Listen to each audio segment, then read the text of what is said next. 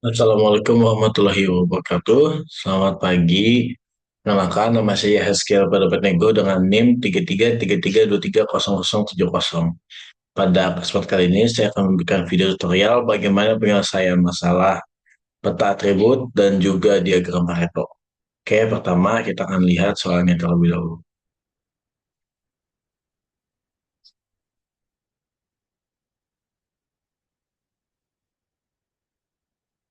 Nah, buat soal yang pertama, sebuah perusahaan manufaktur memproduksi botol plastik minuman. Untuk menjaga kualitas, perusahaan melakukan inspeksi harian terhadap produk yang dihasilkan. Setiap hari diambil sampel dan hasil produksi dan diperiksa apakah ada botol yang cacat.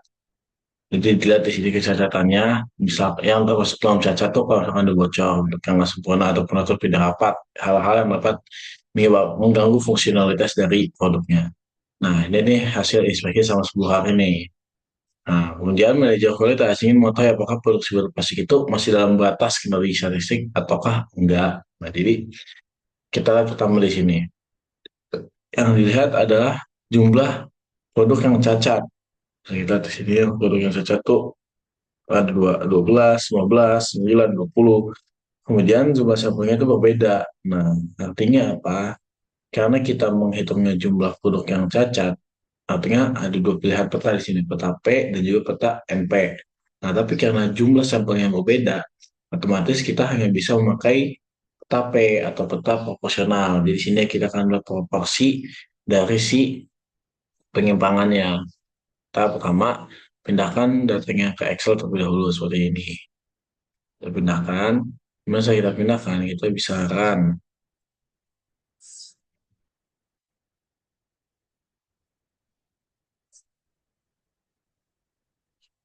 Kita akan udah ke nomor satu. Kita masukin dulu nih data-datanya. Oke. Kemudian kita lihat nomor satu. Nomor satu ini kan dia membuat peta kendali P. Nah, peta kendali P di sini terbuat. Nah, ini dia petanya. Bisa kita lihat di sini bahwasannya makinnya masih dalam batas kendali ya. Ini kenapa batas kendalinya kayak naik turun itu karena dua produk pengamatannya itu berbeda-beda setiap harinya. Kita akan lihat sumbernya. Nah, di sini bisa kita lihat tidak ada data yang di atas batas kendali, jadi masih aman. Kemudian buat sumbernya bisa kita lihat di sini buat senternya atau CR itu ada di 0,067 nih proporsinya. Kemudian standar deviasinya 0,211, LCR-nya itu ada di angka 0,1437 yang untuk yang paling tinggi dan yang di UCL-nya itu ada di 0,1238 yang paling tinggi ya. Kita lihat di sini.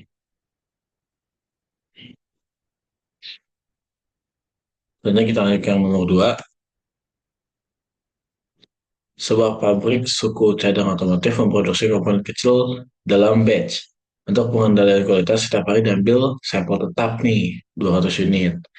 Kemudian kita menghitung jumlah unit yang cacat. Nah, di sini tuh ada 20 hari hasil baru pengamatan. Nah, yang kedua ini, karena kita tahu bahwasannya dia menghitung jumlah unit yang cacat, otomatis kan pilihannya ada lagi P sama NP doang. Nah, selanjutnya dia ini punya sampel yang tetap ukurannya. Otomatis kita akan pakai peta kendali NP. Kenapa NP? Karena kendali NP ini istilahnya dia menghitung bukan proporsi, tapi jumlah absolut perbandingan antara si produk yang cacatnya ini per harinya tuh masih dalam batas kendali atau enggak. Jangan ngeliat proporsinya, karena jumlah sampelnya itu yang sudah sama gitu. Nah, ini kita masukin lagi ke Excel, masukkan. Kemudian selanjutnya kita akan running di RStudio. Kita lihat yang nomor dua, kita lagi pedang kendali NP. Nah, di sini. Nah, ini batas batas kendalinya sama karena emang jumlah sampelnya itu sama kan, pakai kan.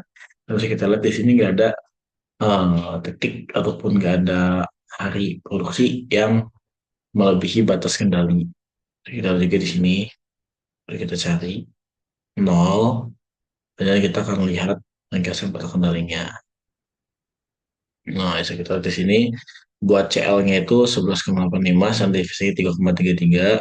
LCL-nya itu ada di angka 1,833, buat UCL-nya di angka 21,8654. Ya, hanya kita ke nomor 3. Buat nomor 3 ini, sebuah pabrik tekstil memproduksi gulungan kain. Setiap gulungan diperiksa secara visual untuk melihat cacatnya nih. Ada lubang, noda, yang terus dan lain-lain.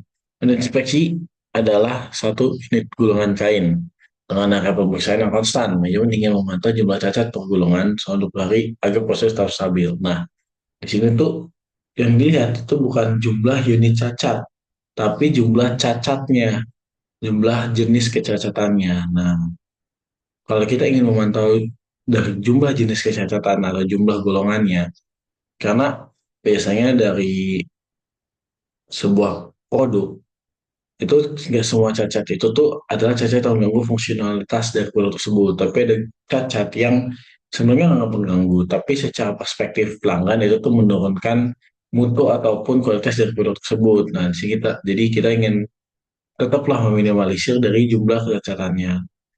Nah, kita di sini apakah dari prosesnya itu mesti terkendali atau enggak? Sama, ini datanya, kemudian kita masukkan ke dalam Excel. Kita lihat di sini, setelah dimasukkan, kita bisa langsung tekan ke RStudio. Nah, buat kita kendali yang tepat, kita pindah kendali C. Nah, pindah kendali C, karena bisa kita lihat, buat sampelnya itu kan sampelnya adalah sampel yang konstan, yaitu cuma satu sampel aja. Nah, mana itu kita pindah kendali C. Sini kita lihat, ini kita masukin jumlah cacat, kemudian letaknya pindah kendali C, title-nya pindah kendali C, kemudian pengamatannya untuk label KX, label KY-nya jumlah cacatnya. Saya kira di sini batas kendalinya itu ujian saya itu sama semua karena emang sampelnya yang tetap, kemudian bisa kita lihat jumlah jenis kecacatannya yang masih dalam batas kendali.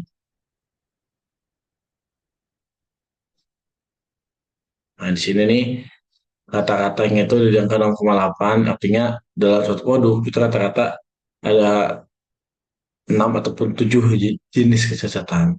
Kemudian standar deviasinya 2,6, LCL-nya itu 0, batu ucialnya itu 14,6203. Nah, harga nomor 4 ini memproduksi lembaran karton, di mana buat lebar dari golongannya itu berbeda-beda, dan sama yang kita amati adalah jumlah kecacatannya, kemudian ini ada datanya nih. Nah, karena jumlah sampel yang beda-beda, kita akan pakai peta kendali U, peta kendali U nih. Ya, menurut saya kita masukkan ke dalam Excel terlebih dahulu, kemudian kita akan lihat di Studio-nya. Tapi kita kendali U, CCU itu adalah QCC atau Quality Control Chart, di mana kita melihat dari yang bagian kecacatannya yang kita nilai. Nah, buat size-nya itu sampai ke unit yang diperiksa. Tipe tanya U, buat acaranya ini label sumbu X, label sumbu Y. Nah, di sini bisa kita lihat bahwasanya dari pengendalian mutunya itu masih dalam batas kendali ini, dan dari batas kendalinya itu kita naik turun ada teman karena emang jumlah supply yang berbeda-beda setiap harinya. Kita lihat apakah yang di atas. Nah, apakah ada nih yang lebih. Kemudian kita lihat ringkasannya. Oke, buat center of improvement itu ada di angka 0,09, masalah efeknya di angka 0,304, buat acaranya itu 00. Ini acaranya beragam ya teman-teman. Dan ini acaranya juga. Karena batasnya naik turun. Ini kita lihat yang terakhir. Di sini sebuah ini perakitan smartphone itu mencatat berbagai jenis defect sama inspeksi akhir. Major ingin menerapkan prinsip Pareto nih, vital few to reveal many. Nah itu maksudnya apa? Vital few itu artinya kita cuma ngelihat yang hal-hal yang penting-penting doang lah. Kemudian kita akan jadi bebenah banyak hal. Jadi Pareto itu menggunakan konsep 80-20, artinya apa? 80% masalah yang disebabkan 20% penyebab. Jadi kita hanya perlu memperbaiki 20% untuk memperbaiki 80% masalah yang ada. Seperti sini. Ini ada datanya. Ini penyebabnya nih. Dan sisi defeknya ini jumlahnya. Nanti kita jadi tahu nih hal-hal mana aja yang diproteskan atau harus kita benahi. Seperti biasa kita masukkan ke dalam Studio, ke dalam Excel, kemudian masukkan ke Studio. Sini, defect itu adalah yang jumlah yang cacatnya. Kemudian names dari defect atau nama dari si defectnya itu dari si yang jenis cacat tadi. Dan kita bikin Pareto chartnya buat apa namanya labelnya itu lima cacat. Nah, saat kita lihat lagi di sini, buat kita memperbaiki 80% masalah, kita bisa perbaiki dengan masalah ke G. Masalah ke G itu apa? Masalah ke G adalah masalah yang ini nih, stretch case. Nah, yang yang satunya adalah yang software bug. Jadi, ketika kita memperbaiki sambil dengan software bug, kita tuh udah memperbaiki 80% masalah yang ada. Kita nggak perlu memperbaiki semuanya dan software tersebut.